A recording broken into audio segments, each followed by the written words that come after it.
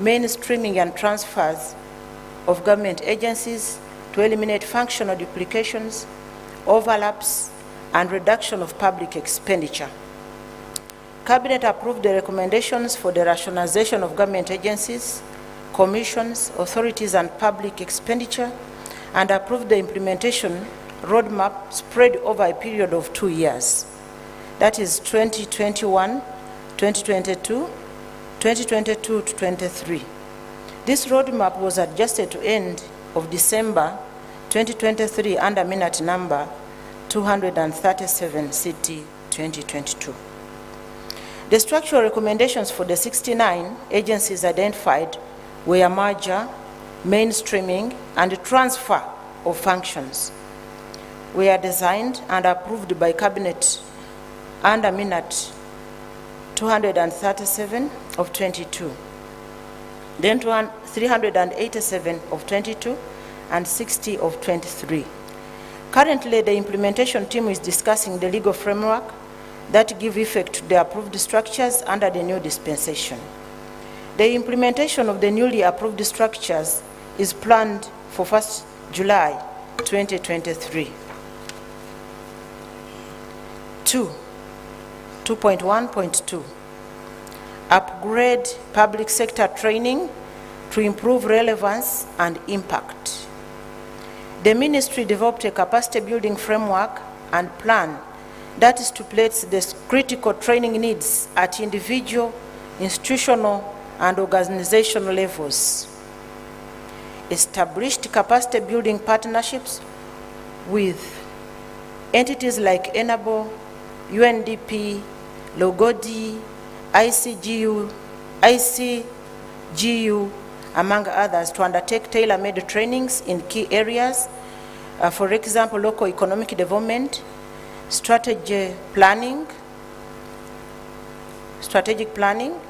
development and management, project planning and management, resource management and resource mobilization, strategic leadership and management, human resource management, gender and equity responsive planning and budgeting, ethics and corporate governance. The ministry has undertaken initiatives that enhance in-service training at the Civil Service College that address relevant training needs, such as publicizing of Civil Service College Uganda training programs through the annual training calendar and website. Undertaking caravan trainings which allow for greater outreach and addressing areas where training needs have been stipulated by requesting institutions. Mandatory courses at the induction, supervisory, senior management, and strategic leadership levels have been designed to support continuous professional development. A communication strategy was developed to enhance the already existing mechanisms of publicizing the college courses so that more institutions benefit from the college trainings relevant to their performance gaps. An e-learning management system and multimedia studio have been established to enhance online learning and the development of online training materials as part of the digital transformation in capacity building to enhance performance.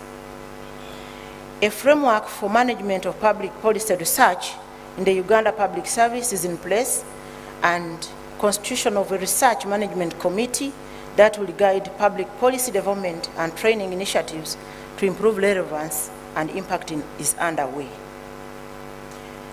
2.2, fighting corruption.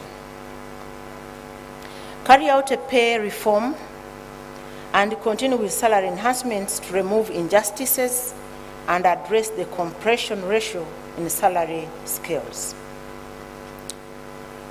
Cabinet under minute number 502 of CT 217 and 509 CT 17 approved the public service pay policy principles as well as 5-year pay plan covering every person paid salaries or allowances from the consolidated fund or out of money appropriated by Parliament. The financial implications of the enhancement was determined at Uganda shillings 9.295 billion over the 5 years period. Implementation commenced in the financial year 2018-2019, and by the financial year 2022-23, Uganda shillings 2 billion had been committed towards implementing the pay policy, albeit the global effect of COVID-19 pandemic. Government adopted a phased approach or strategy to implement the approved pay plans due to the significant financial implication the policy presents in the medium term. The priority for the last 5 years focused on employee categories that are critical for achieving the goal of industrialization, value addition, economic recovery, provision of critical care, as well as peace and security. As at July 2022, 59,675 public officers, excluding the Uganda People's Defence Forces, accounting for 18.5%, have received enhancement by a minimum of 77% of the approved long-term pay target, while 262,675 employees accounting for 72.5% have remained unenhanced. Central appointing commissions, legal officers under the Directorate of Public Prosecutions, vice chancellors, deputy vice chancellors, professors, associate professors, scientists in the mainstream public service, health professionals, science teachers in secondary schools, and science instructors, tutors, and lecturers in BTVET institutions have been enhanced at 100% of the approved pay targets. Senior officers of the Uganda People Defence Forces and generals, as well as teaching and non-teaching staff of public university, other legal professionals other than those in the judiciary service, and the Director of Public Prosecutions and the Deputy Permanent Secretaries and equivalent levels have been enhanced at 77% of the approved pay target over the 5 years period. Other public officers who benefited within the 5 years period are post-primary teachers, instructors, tutors, head teachers, deputy head teachers, principals and deputy principals, local government political leaders, chairpersons of district service commissions, personnel in police, prisons, and Uganda People's Defence Forces in the ranks of private to sergeant, and staff of public universities. 2.2.2 minimize human-to-human contact in the delivery of services. Government has implemented an integrated human capital management system, which is normally abbreviated as HCM, which automates human resource management functions, including establishment management control, human resource planning, recruitment management, onboarding and offboarding, payroll and deductions management, performance management, leave and absence management, disciplinary procedure, grievance handling, training and development, talent management and succession planning, benefits management, retirement and pensions management, time and attendance and employee life cycle. Implementation of HMC comes with alignment and cleanup of establishment, employees and pensioners, data, thereby removing any ghosts from the government payroll. To date, the Ministry of Public Service has completed HCM rollout and go live in 60 ministries, departments, agencies, and local governments under phase 1, and trained the system users in the 60 sites. HCM has been integrated with integrated financial management system, national identification system, and program budgeting system, among others, for seamless sharing of payroll, wage, budget, and expenditure, work plans and establishment data, and others. Rollout of HCM in 100 phase 2 MDAs and in local governments is ongoing. In the financial year 2023-2024, HCM will be rolled out to 88 votes, making a cumulative total of 248 entities on HCM. 2.2.3, introduce timelines during certain services are delivered. Validated service delivery standards for 8 key service delivery areas, namely education and sports, water and environment, works and transport, social development, health, lands, agriculture, animal industry and fisheries, and public sector management. The Ministry is undertaking consultations on the draft costed service delivery standards to obtain input from stakeholders and implementing partners. The targets that are not yet met. Number 1, commitment. There is a table there, commitment, then the reason for not having met the commitment. First, the salary enhancement for all categories in the public service. There is a funding shortfall. Establish and operationalize Service Uganda centers and provide technical support to votes in integrating service delivery models. Limited funding for establishment and operationalization of Service Uganda centers. However, modalities of establishing Hoima Regional Service Center Uganda is in progress. Challenges and proposed way forward. Limited funding to facilitate implementation of the reforms and interventions. The proposed way forward is improve funding for the Ministry of Finance, Planning and Economic Development. From the ministry, it is not improving improve funding from the Ministry of Finance, Planning and Economic Development. Develop proposals to attract funding from development partners. Partial implementation of the revised salary enhancement across government. The way forward is we are fast-tracking enhancement of salaries for all government employees. Limited coverage of inspection and verification of payrolls. It is also a challenge. The way forward is we need to roll out a countrywide payroll verification to weed out ghost workers, and this exercise is ongoing.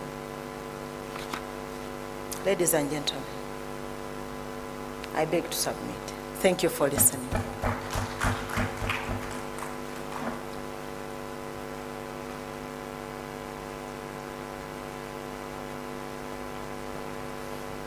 Once again, let's put our hands together for a big applause for the Honorable Minister. Thank you so much with your message this morning to the country on how far we intend to see an improved public sector performance. I now will be inviting or opening the session to the public and members of the media to raise a few questions. However, let me observe the following from the monitoring perspective. Honorable Minister, I'm glad you have touched on the issue of the salary enhancement across civil service cadre, which I think is really impacting negatively and causing low morale in the civil service, and especially now with the enhancement, the phased enhancement on the scientists. This is causing some anxiety on the other professions in the civil service. Secondly, in our engagements with the local government leaders, they have been raising this issue of staff strength at the local governments, and where they say they can't recruit because you have not cleared the wage bills in liaison with the Minister of Finance. And the absence of the capacity at local governments in terms of staff strength is impacting negatively on the service delivery. And we are also finding a challenge where some local governments are failing to attract certain cadres of servants, especially the doctors and engineers. And there is a debate now on whether some of these positions should be centralized and recruited from the center for purposes of now maybe ensuring that if they are recruited from here, the government can now post, and this will cause the presence of these staff in these local governments that cannot attract them using the district district service commissions. Then there is also the issue of the corruption in the district service commissions. I believe that I don't know whether it is you, the Ministerial, or the Public Service Commission that plays a role on the supervision or the guidance on how these service commissions should conduct themselves, or how they can be helped in terms of code of conduct, especially when it comes to that responsibility of theirs.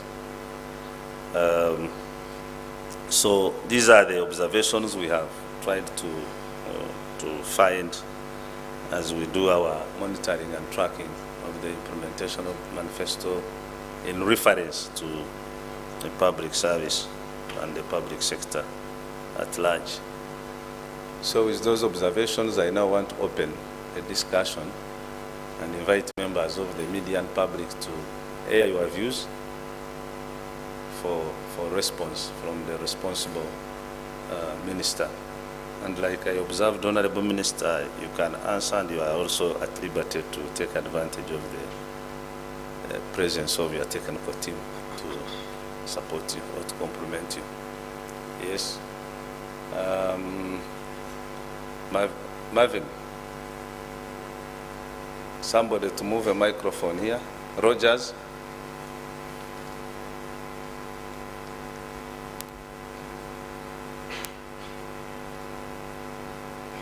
Yes, we are coming. Is it on?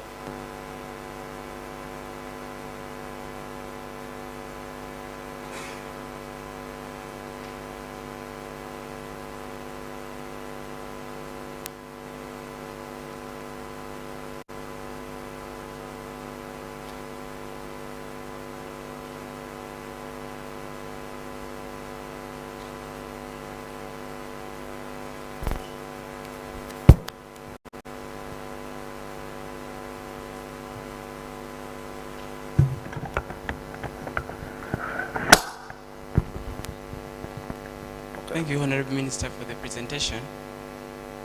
Yes, Songa. What I want to know is, could you statistically give us how much you've so far lost to ghost workers? Statistically. Okay, next. Honorable Minister, good morning. I'm Martin Kitubi from the New Vision. I have a few questions here on the merger and rationalization of agencies. We are yet to find out how many staff are expected to be affected this process, and how much you've hinted on the fact that the structure for the merger you've restructured, and we expect the new structure to be implemented in July, which is a few months from today. But we do not know how much government is required to spend in compensating those who are expected to be laid off. The other question is on the rollout of the HCM. One of the good things about which you indicate that HCM will automate retirement, whereby it will be easier for me if I joined civil service to know that I joined this period, I was aged 50 or 40 and I'll be retiring. So are we able, with the 60 institutions that have been put onto the new system, are we able to know how many are expected to retire? The other question is that when you look at the salary structure and also the structure of government, there are positions that are obsolete. They are old, outdated, like typists, is it stenographers? Is government reviewing these positions? There are also positions such as drivers who do not have a route or a pathway of progression. You're a driver, you've been a driver, you can't either get a degree in driving, and their salary is U8.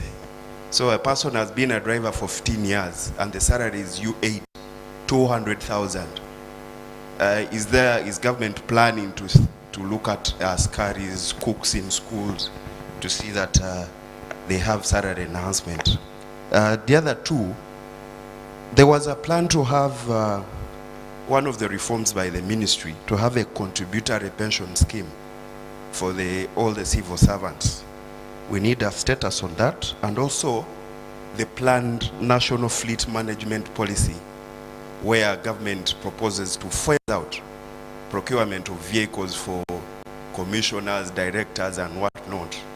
Yes, we also want to hear from you on those matters. Thank you. Thank you. Next. I'm Nebat Rugadia, Uganda Radio Network. My question is related to what Martin has spoken about, rationalization, the roadmap. I would want to know if the implementation, how the implementation is going to be, if it's also phased, like how many MDAs do we expect to see being rationalized starting July? Sorry. And then maybe this question of salary delays, we have failed to get a good explanation. The Minister of Finance saying this, and the local government saying this, and so on. But I have realized that the people the officers who are claiming the delayed salaries, it varies from one agency or ministry or department to another. Some teachers, I'm giving an example, some teachers will say hours, 2 months. Then another one will say 4 hours, 1 month. Then another one, hours, 3 months. What is happening? I just need an explanation from the ministry. Thank you. Thank you. Next, the other side.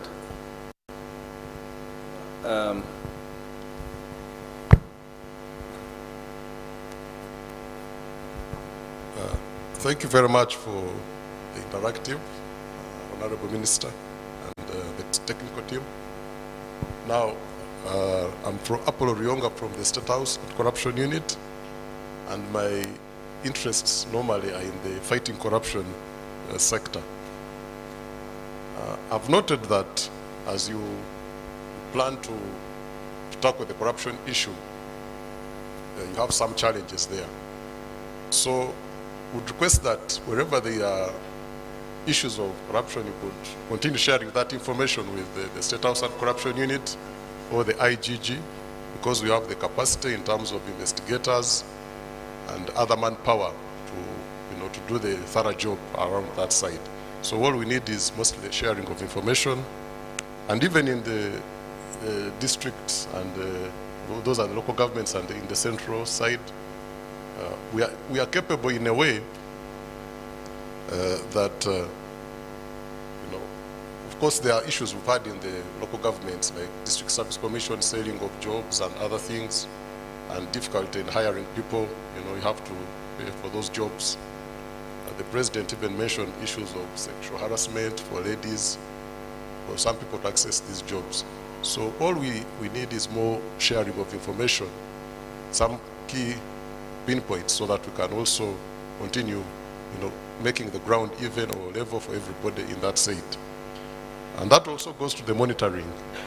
As you embark also on the strategic plan where you are doing monitoring of some of these recruitment and other things, and HCMS, eliminating ghost workers, you can also be relevant in that side in terms of beefing up the monitoring by having our different contacts in those places and also participating in the monitoring aspect of it. Thank you. Thank you, Apollo. I think we have somebody there.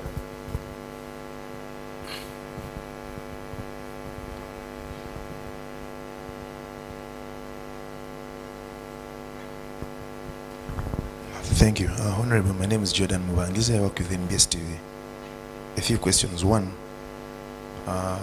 Honorable, you talked about ghost workers on the payroll.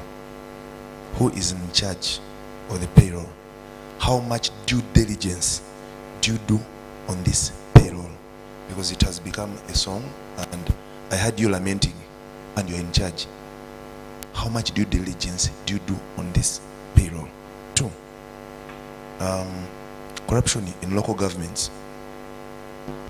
Previously, and I think even in most recent history, focus has been on the central government, but a lot is happening in local governments, in contracts and all that, and a lot of stuff is happening.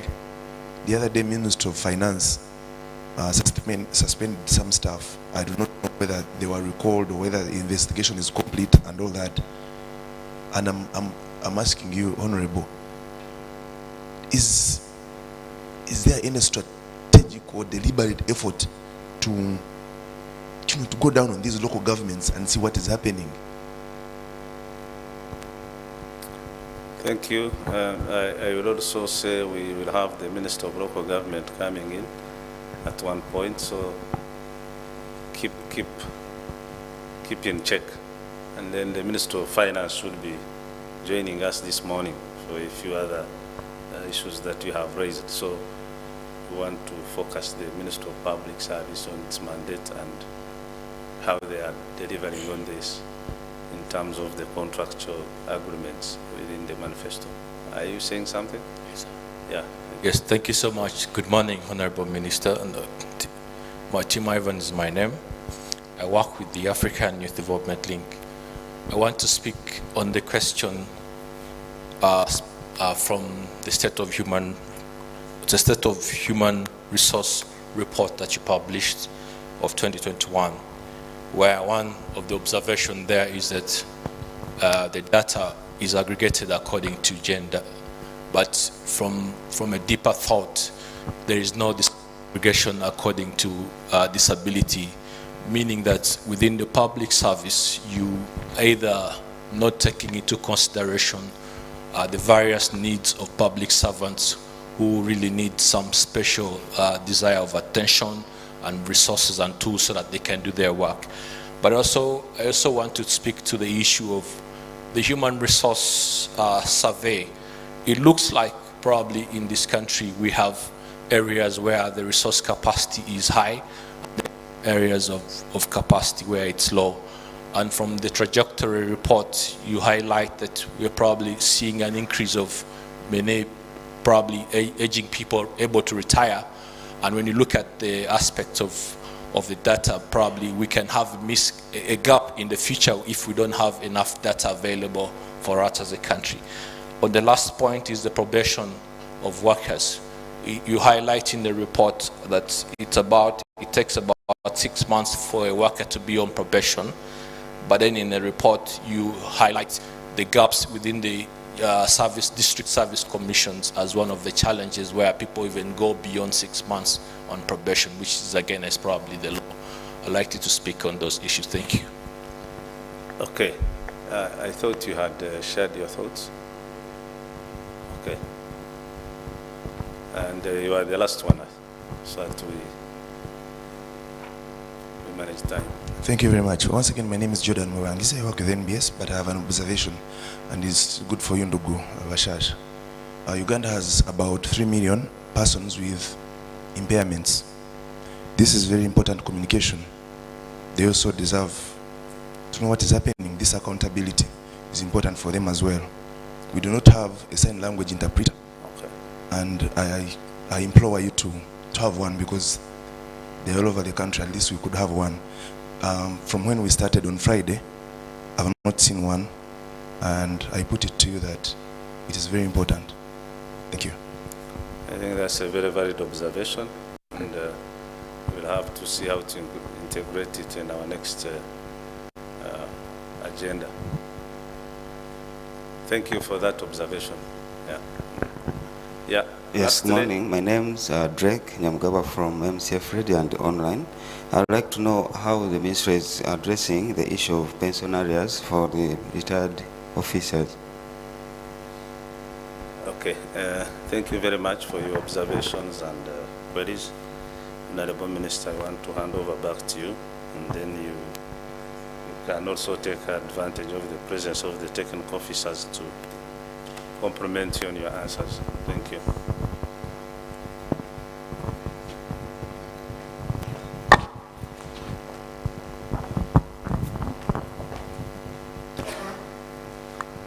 Thank you very much, our distinguished participants. I want to thank you for the observations, your comments, your concerns. I really appreciate. Some of these questions are really technical, and I have a technical person who will answer most of these technical questions. I will also make a few comments. The phase enhancement, salary enhancement, I think those ones will be tackled by the technical person. Wage bill, lack of strength, lack of attraction, corruption in district service commissions. I think I can start with that one. I'm very passionate about the fight of corruption. Very passionate. I think I have also been a whistleblower, because I've been a mayor of Hoima, and I was a council actually of Hoima Town Council. Then when we became a municipality, I was a mayor until recently. When we became a city, I did not make it for mayor, but I've been a whistleblower. And even when I joined this ministry, we've been discussing the same issues, almost every top management. How are we going to fight corruption, more especially in district service commissions? The role of recruitment is a mandate of the Public Service Commission. And the Public Service Commission is under our ministry, but they are semi-autonomous. They have their own budget, they have almost everything. But they also decentralize this mandate to other agencies and the district local governments, plus the cities now. Much as they are under our ministry, but the role of managing the service commissions is their mandate. However, as a ministry, we have also gone down to the local governments. We have talked at regional level to the service commissions. We have also participated in the conferences that are convened by the Public Service Commission. And we have shared a lot with them but they also have challenges which we have equally shared. But opening of a supermarket or a mall and giving price tags to the jobs in the public sector is condemned. I have a feeling that probably because they are nominated by politicians at that level, and the politicians will always choose their campaigners, those who contributed towards their success, and some of them are even taking bribes from them. They buy those jobs. So as a ministry, we are trying to come up with a policy statement on how best we can have a neutral service commission. It is still work in progress. I cannot give you further information on this until we have finalized everything. But we have also taken serious note that our people are really suffering because of this bad vice. And about other recruitments in local government, what I've also noticed, for me, I'm field-based. I normally go to the field. What I've noticed, that some districts don't want to advertise jobs. They are so reserved that they want to keep some jobs for their children who are still in school. And those ones who are around, they will always tell them to act. You find someone acting for a long, long time. You ask yourself, why don't you recruit? When you ask them why they don't recruit, they will give you an excuse that they are not attracting. They can even keep someone for 3 years in acting capacity. But we have taken note of everything, and as a ministry, we are really handling it. And we are not putting on kid gloves to handle that. Because when you advertise a job, it is for suitably qualified Ugandans. But some of them are always claiming that, we are decentralized. So we are keeping the jobs for ourselves. If we are in Kakumiro, we are keeping for jobs for Kakumiro people. If we are in Hoima, for Hoima people. If we are in Nakapri-Prit, for Nakapri-Prit people. And yet it is for suitably qualified Ugandans. That is an injustice. We are handling that. Actually, someone said, who is in charge? We are in charge. NRM is in charge. His Excellency President Museveni is in charge. And the duty bearers are in charge. We know whatever is taking place, and we are handling with our technical persons. About RAPEX, my technical person will talk about RAPEX, rationalization actually, and the positions that seem to be obsolete and they are still existent in our structures. She will talk about the drivers, fleet management, the contributory pension scheme, the salary delays. She will also talk about those. I want to thank the gentleman from the Anti-Corruption Unit of State House for offering to work with us. I'm very grateful and delighted. We will always continue to work with you. Unfortunately, people who give bribes don't want to, they do the whistleblowing, but they don't want to give the testimony. That is the unfortunate bit. They will always tell you, someone asked for a bribe. Will you be able to testify? Yes. When you reach them, they will disappear, that they don't want to be victimized. And some of them will tell you, I don't want to be killed. I still have a young family. It is really a challenge. Fighting corruption in Uganda is becoming a challenge, but people will continue complaining.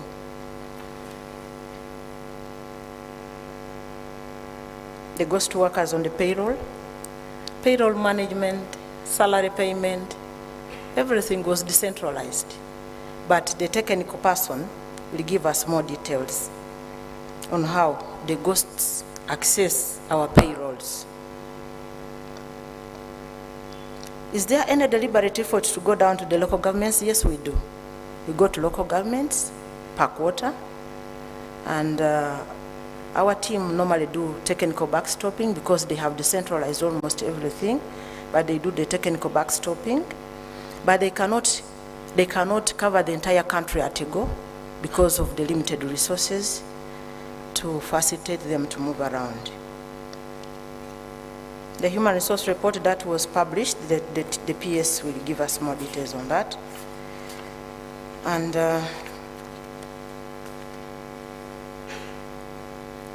I want to thank you very much for listening, and I'd like to call upon the Permanent Secretary, Catherine Bitarakwate, Mrs. Msingwire, to give us her technical point of view.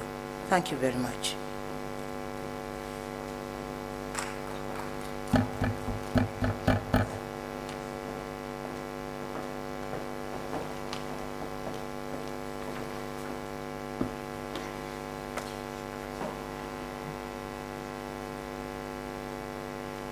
Thank you very much for the interest and the questions which are very pertinent to our mandate as a Ministry of Public Service.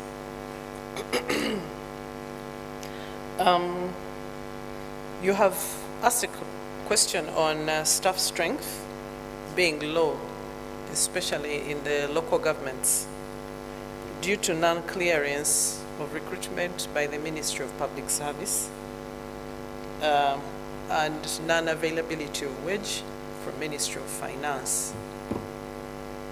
And this is information on the matter. This financial year 2022-23, we had a number of challenges on the payroll due to various issues. One, misalignment of payrolls, misalignment of salary codes and charges, which led to major shortfalls in wage. So it was agreed between key stakeholders that we needed to first do an audit, which is going on right now, a validation of all staff who are in post before we can aggregate the total extent of how much wage is needed to close the gap.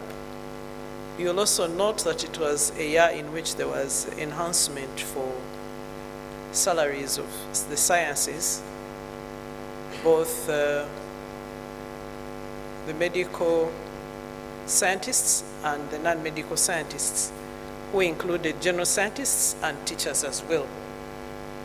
And because of the shortfalls that arose out of the misalignment of the wage, is why we needed to first halt, get a status of the current gap, and then we will proceed and give clearance for new recruitments. Otherwise, there is a standing clearance that is on, and that is for positions that fall vacant within the current financial year. That means there's already wage existing for them. For example, someone who retires in the current financial year or absconds, or unfortunately, due to other attrition means, goes off.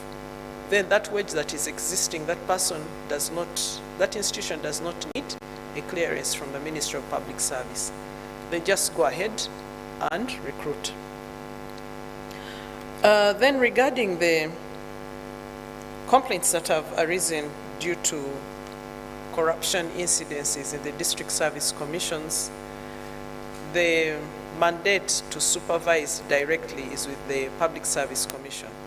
However, we do pick the issues. We have interfaces at a political level and administrative level with the CAO and with the chairperson of the district service commissions. There is also another challenge which was cited of gaps in the district service commissions.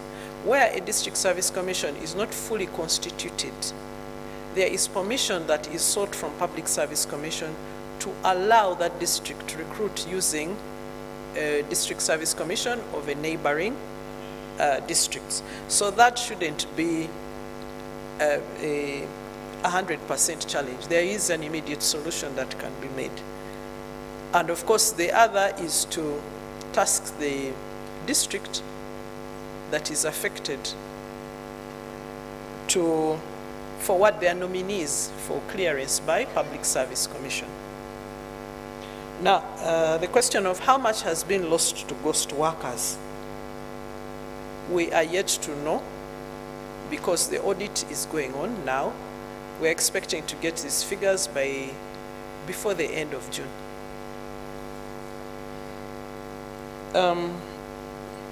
Then regarding rationalization, how many staff are expected to be lost?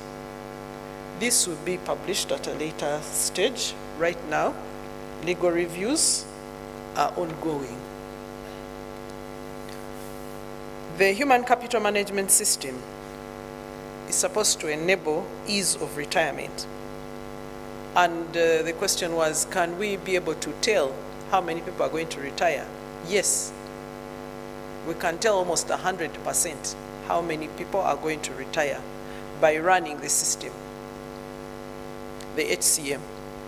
And as you are aware, now we do budget for all those who are going to retire, with exception of those who retire through natural attrition, that is death. That is unpredictable. But for the rest, where it is through mandatory retirement, we can tell. Even for those who are taking early retirement, we can tell, because once it's inputted in the system, you run it and it will give you all the statistics, including the amount and at what time this will happen. And that is how government has been able to budget for them annually. Regarding the obsolete positions in government structures, such as copy typists, office typists, these have been phased out through restructuring, and where they are still existing in the local governments, it is because the compensation has not yet been budgeted for. Now, the cooks, askaris, and drivers who do not have a career progression path, did we cater for them in terms of salary enhancement? Yes, we did. And a case in point for those who have already attained it in those groups is the public universities. And there is evidence to that. They attained this, it's about 4 years now, and they are not paid the 200,000 or 250,000. So they are fully catered for.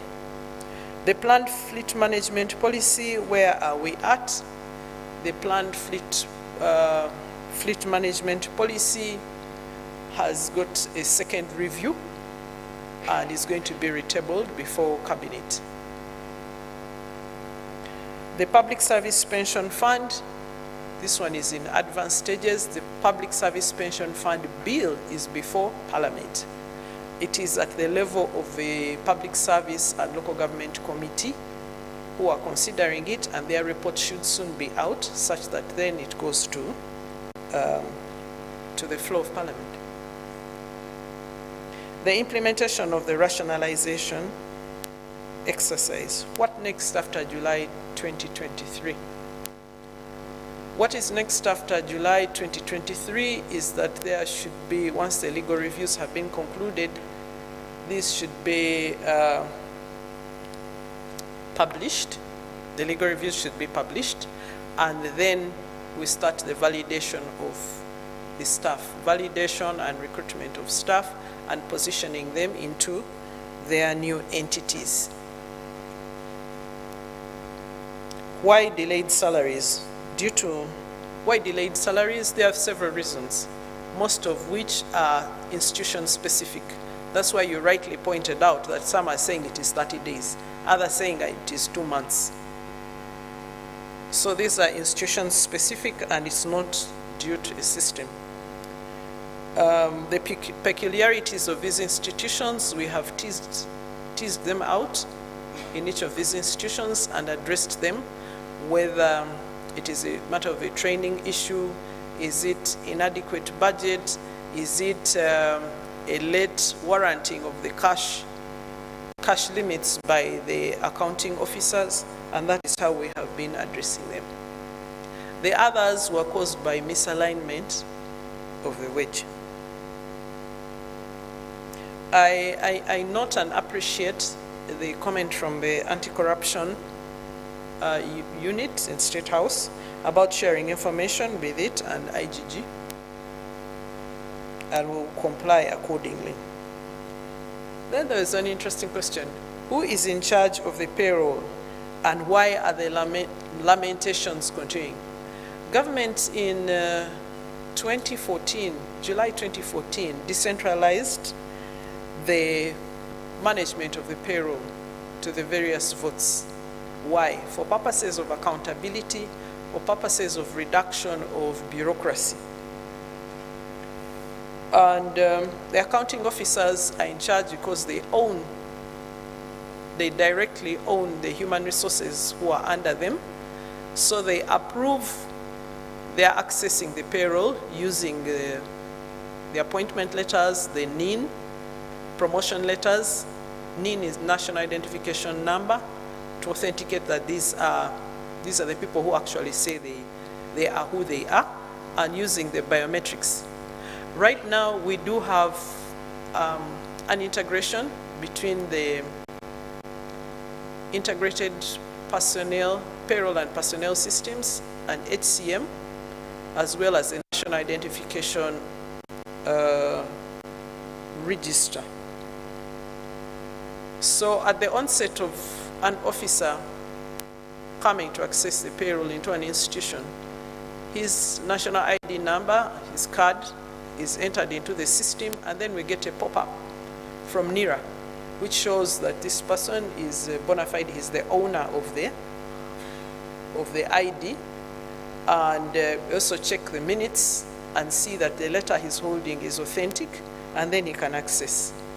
In the same way, the human resource managers on site in these institutions do the rest of the processes, that is including increments, and all other human resource processes. So the owner at a micro level is the accounting officer. The owner at a macro level is the Ministry of Public Service, because we do own the system and run it from that level. So we have an overview of what is happening on the system in real time. We are also in charge of training the users at the institutional level and keeping them updated of any changes and what they need to do. Regarding the State of Human Resource Report 2021 data, not disaggregated according to disability, you are totally right. And this is an issue that we are trying to address and plan for, so that we include the right parameters in the human capital management system, so that we can see what types of disability are existing. And it is a concern that was first raised by Equal Opportunities Commission, which we take seriously and are in the process of handling. The human resource survey, you're talking about resource capacity not being the same. I think I responded to this. Capacity not being the same, being that in several of the local governments, they are not at par. Some at 67%, others at 30%, most especially the newer local governments and those which are termed as hard to reach and hard to stay. But the challenges are being addressed. Then, regarding the 6 months probation, yes, 6 months probation period, that is what is provided for by the Employment Act 2008 and also by the Public Service Standing Orders. However, the challenge in the gaps in the district service commissions sometimes causes officers to stay on much longer on probation. And I gave a remedy for this, which is very well known. So now the issue is to prompt, when we see it, to prompt the local governments, especially the accounting officers, to seek services of the neighboring district service commission so that this can be handled. Then we had a question on pension arrears for retired officers. Management of pension was also decentralized, and the owner is the accounting officer. Now, the process of pension arrears is as follows. If the pension is not paid within the year in which it accrues, it becomes an arrear. When it becomes an arrear, it is submitted to the Ministry of Finance by the accounting officer and budgeted for in the next financial year. And this normally takes priority over other payments. It is specific on the budget. Pension arrears, then pension, gratuity, and wage. Then, as I conclude on these questions, I'd like to make a general comment about how the Ministry of Public Service is tackling corruption. Corruption handling is multi-pronged. One, it involves three approaches. One, the public officer. Two, the system stroke processes. And the citizen.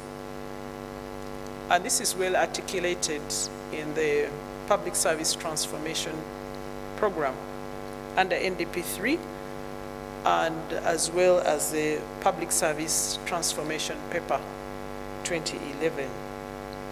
We have been pursuing this and will continue to pursue it in the following ways.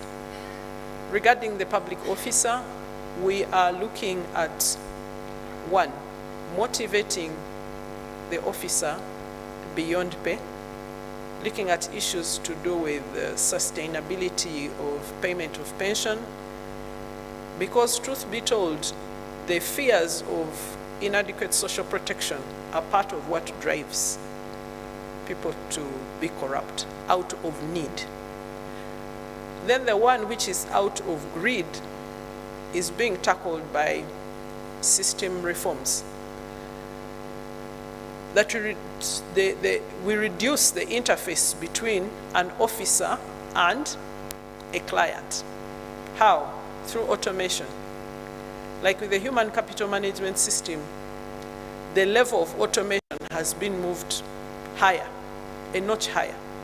That within 30 days, if an officer who has retired is not given their pension,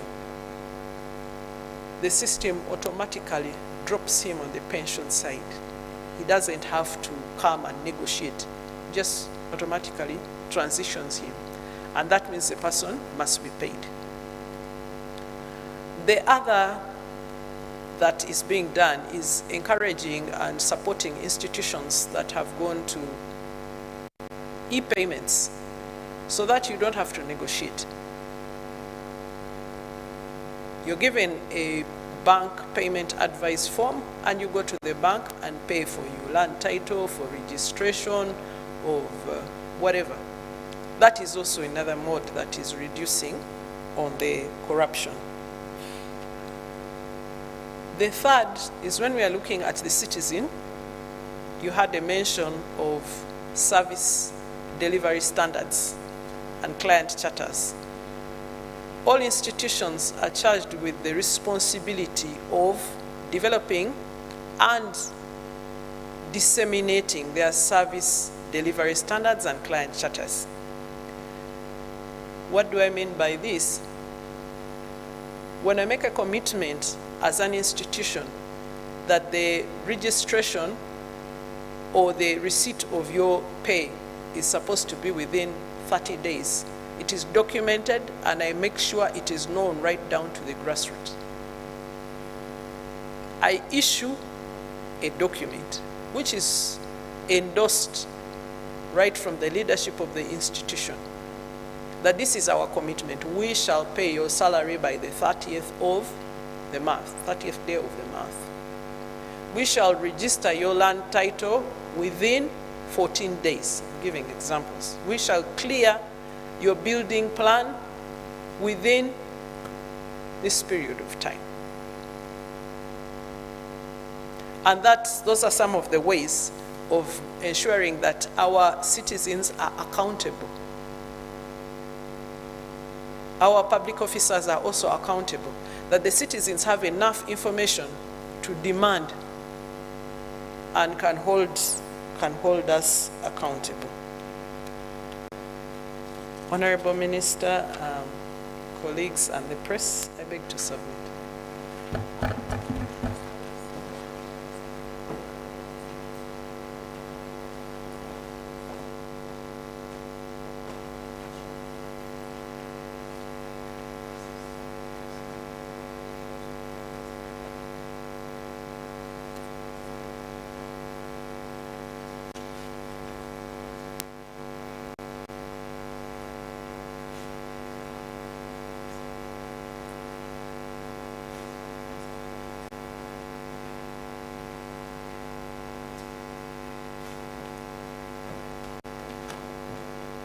Thank you very much, Honorable.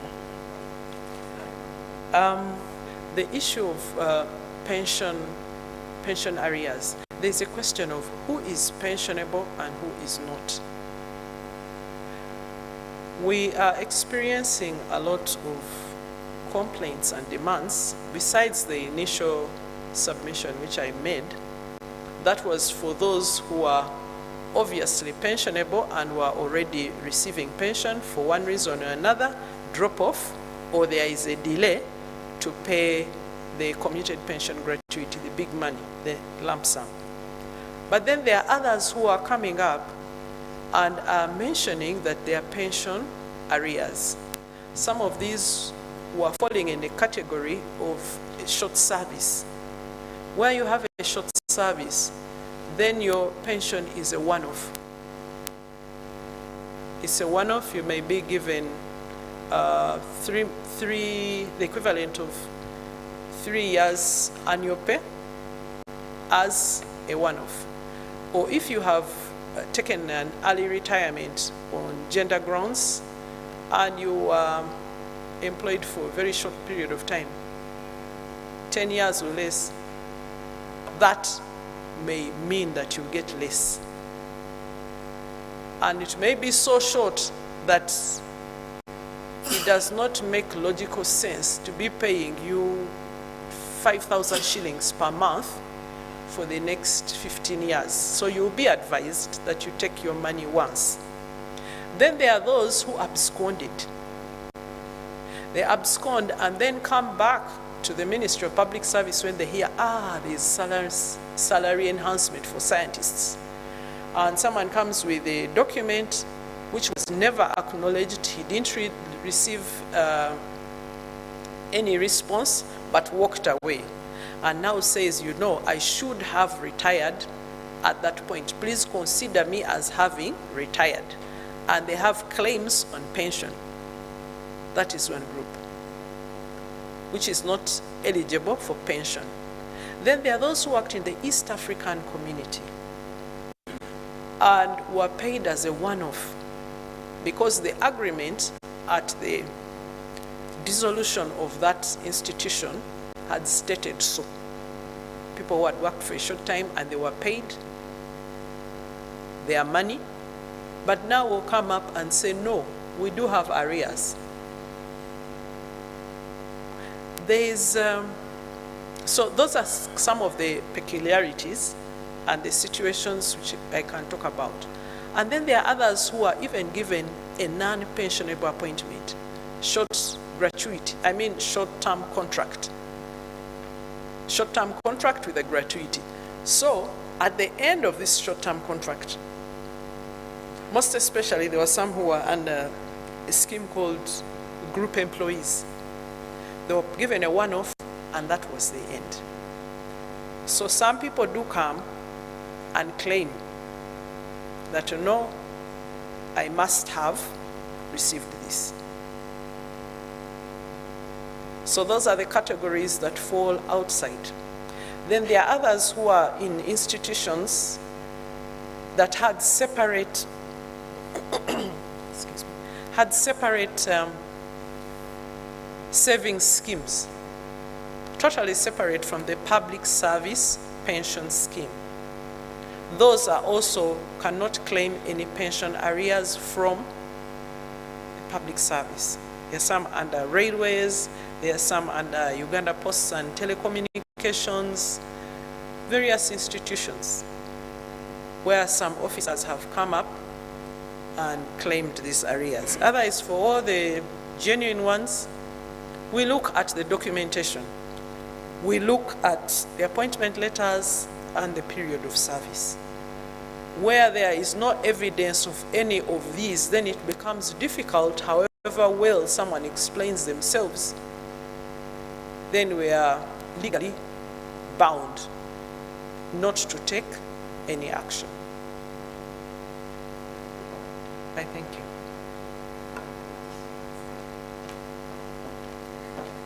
Thank you very much, PS, for the technical input and clarifying many things. There are some people who normally, in my category, the politicians, when they get the urge of contesting and they are in civil service, they always resign. After resignation, they go into the political field. Sometimes they go through, they win, and probably go to parliament or other political positions, and probably after one term, they are not re-elected. Those ones are also coming to public service to get pension. Can you imagine? It is quite amazing. You resigned, but then you still want to claim for pension. I don't know. Is that possible? It is not. Those ones also should be advised early. Why don't we, some local governments don't attract some cadre, like the registered engineers, like the doctors? Why don't they attract them? Most of these people want to be in urban areas because of the social amenities. They don't want to go to rural areas. They look at them as hard to reach. And we still have a challenge of housing for our public workers. It is also still in progress. We are already discussing about the housing sector and how we can work with the housing sector to improve the accommodation of our workers across the country. Probably we will be able to attract even those other cadres to the local governments. But as we also discuss about salary enhancement, improvement of allowances, and I know within a few years we will have a bit of money in this economy, because by 2025 we expect to have some money from our oil proceeds. Yes. So we remain hopeful. We keep our fingers crossed. And we have also noticed as people approach the age of 58, they don't want to accept that they are about to clock 60. So they slowly go and begin rewinding the clock. In most cases, they rewind by 2 years.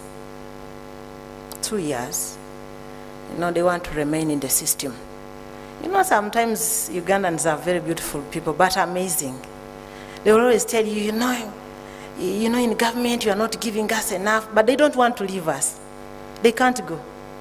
They will always quarrel, but while inside, which is also a very good strategy, because the moment you exit, the competition is really high.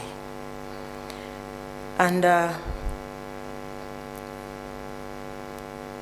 they will always want to remain in government because government is the best employer so far. Government, I will repeat this with a lot of confidence, that government is the best employer. That's why you will see people quarreling for us, you see, but they will not get out. It is a very beautiful marriage. But I want to encourage you, people who are working for government, to remain patient, because a better future is coming your way. Remain patient. Whoever remains patient will succeed. The very last one is about corruption. Let me re-echo the corruption issue. It takes two to tango. It takes two to tango. A transaction cannot be complete if there is no buyer. But what is so surprising and shocking, the buyers are even asking people to open the shop. Can you open this shop for me? I want to buy. After buying, then they complain. And some of these people who are maybe on the service commission, and some technical persons really, they have taken people for granted because they are desperate. The industry that is processing the workers is bigger than the jobs we are advertising. So there's a lot of competition, and parents feel like they can even sell their plot of land to make sure their children are settled in government. It is quite challenging, but we are going to work together with all stakeholders to make sure these very young Ugandans get jobs on merit. And I want to warn people who are always calling us, Honorable Minister, can you fix me somewhere? I don't fix, it is a process. And those who are allowing to be fixed, at one point in time, you get problems. Because I have a testimony of someone who was fixed by a big person. She did not go through the right processes. She even accessed the payroll. She has been working for the last 16 years. But at the end of the day, IGG pounced on her and told her to refund all the money she was receiving from government. 16 years, can you imagine? And she was working. She's a good teacher of mathematics. Then she was pleading that probably, can I get pension? Can you get a pension when you don't have a document that allowed you to enter service? So that one will continue complaining everywhere that she did not receive the pension. She will even go to parliament, she will even go to Abamaulire to complain. But is she telling you the right story? So we should always be cautious about people's complaints, and we always encourage people to come to Ministry of Public Service in case they have any appeals. Our doors are open. And I want to thank government for the HCM,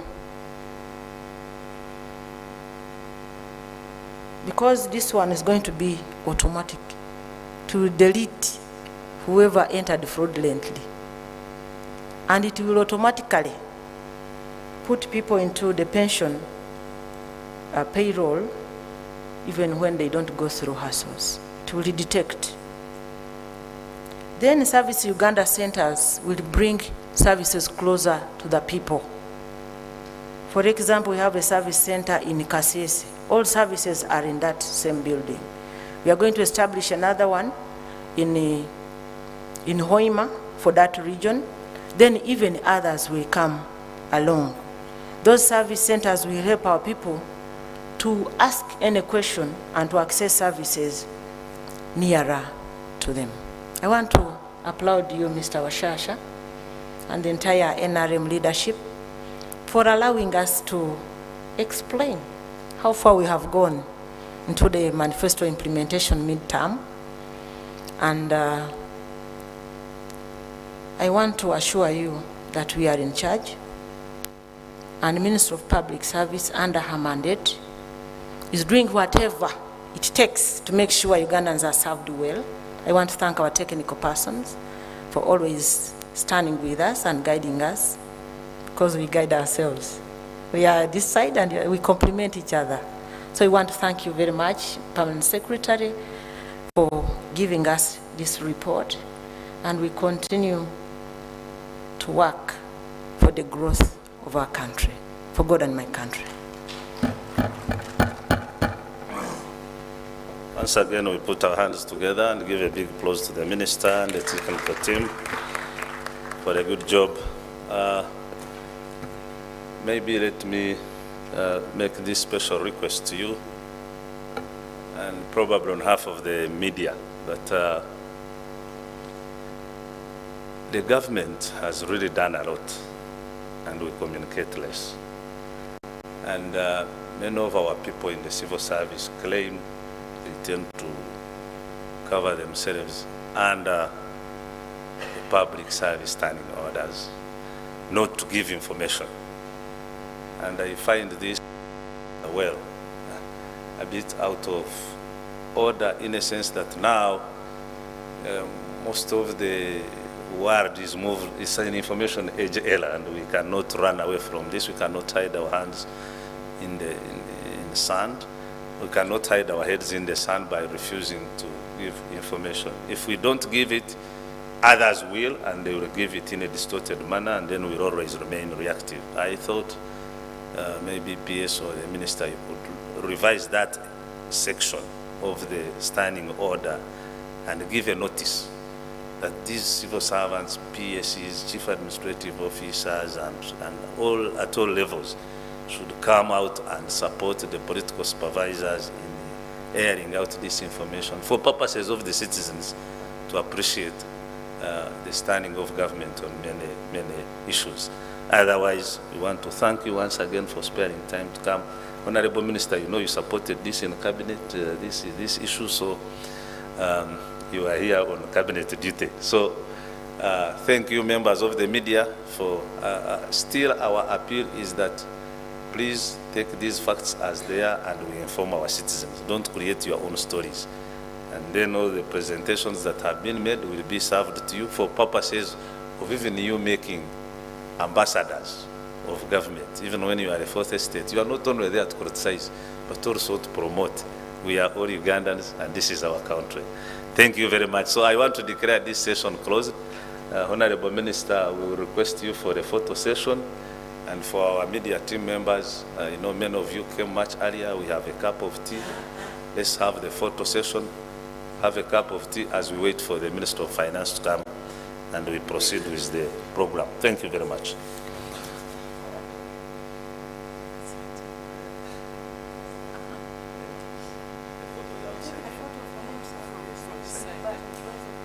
Yes, we have.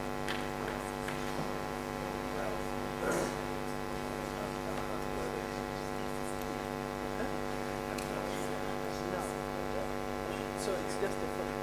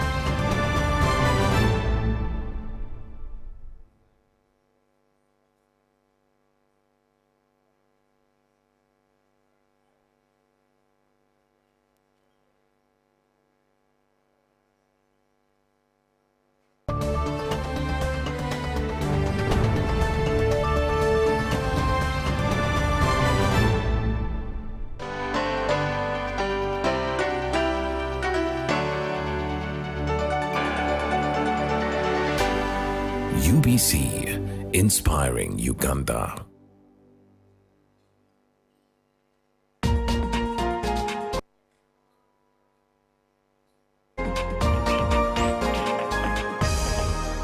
This week on UBC.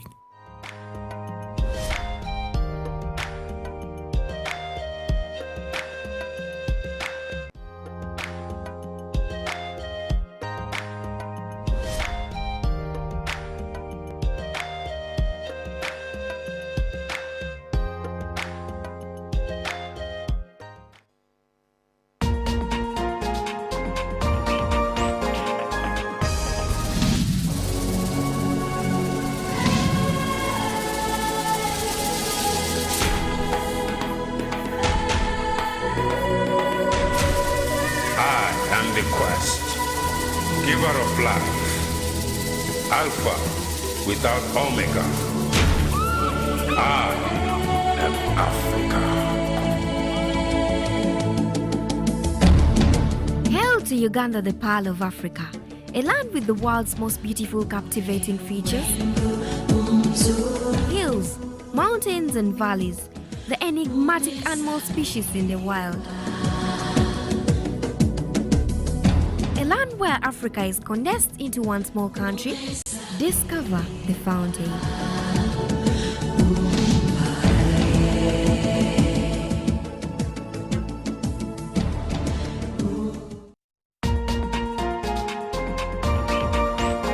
A logical, deeper conversation. How many teachers in Uganda did you consult? But there's a mistake we are making. Which is good. Which is good. Which is good. Which is good. We went to this school, we ran it to Western, we ran it to Northern, we ran, then you come. Isn't that an achievement? Objective and non-partisan. Honorable Minister, there were a number of points. I want to start with you. Straight from the hearts of open-minded men and women. Money tends to move faster at night. So when people are not counting, don't take it for granted. Candid and authentic. Because Uganda is not Thailand. That's not correct, and we should stop that kind of mentality. So what I'm saying is that's a trick question. Don't answer. I'm not getting into that. I'm not getting into that. Tell him you speak Luo. I think that's where we are beginning to have a problem. I think what is going to kill the parish model are all the misconceptions on how it's supposed to run. I know that the Prime Minister is listening. Behind the headlines. Charles, let us agree. We liberalized the economy. We are several nations put it together. Why don't you appreciate that? What if it fails? I'm happy and he's a good lawyer because Amin is not in power. The parish development committee is functional. It is there. That there is a parish chief that the beneficiary is doing. So we look at expenditure. We don't look at revenue. And that is the challenge we are giving them from Minister of Finance. Your fountain of new knowledge, flowing into the mass body of knowledge. First get the knowledge of Bukedia, how they want to be modernized. Every Wednesday, 10 p.m. on your public broadcaster. You return money to the treasury, which is meant for the people. UBC, inspiring Uganda.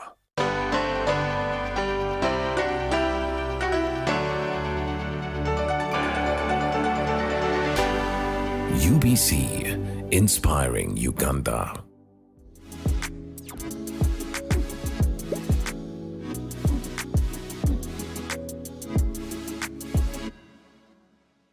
Hello, you're watching Initiative Africa. My name is Asha Sampath. Welcome to your weekly magazine featuring Africa on the move through smart innovations and initiatives that work. This week we head for the Congo River and its environmental related issues, but also Zambia, where we look at the challenge of mental health for the elderly. Well, it's time for Initiative Africa. Let's get on with the show with our top stories today. The Congo River is more than just a mission for him, a true environmental priesthood that led him to create an event that is scientific, political and festive at the same time. What future for Africa's largest river, shared by 450 ethnic groups? We'll explore some answers with Vincent Kunda, the president of the Congo River Association, fighting against powerlessness and indifference towards this treasure of humanity. He is our guest. With the Congo River NGO, we want to celebrate this great river, this great world heritage. But we cannot honor a world heritage that is polluted. Hence, we are aiming to tackle this issue and the protection of this river with concrete actions. We can discuss those together. Stop the stigma in Zambia.